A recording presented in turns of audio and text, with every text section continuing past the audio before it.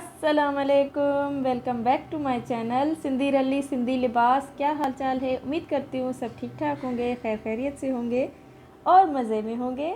आज मैं आपके साथ ये क्रोचेट की बनी हुई कैप शेयर कर रही हूँ क्योंकि सर्दियाँ आ रही हैं तो अक्सर हमारे यहाँ बच्चों को इस तरह की टोपियाँ पहनाई जाती हैं।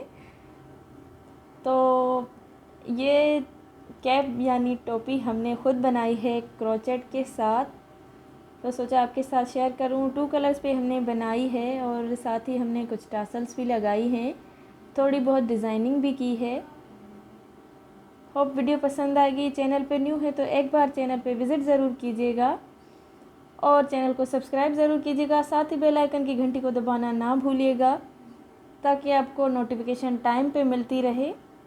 मिलते हैं इंशाल्लाह नेक्स्ट वीडियो में। अपना बहुत सारा ख्याल रखिएगा। अल्लाह हाफिज़।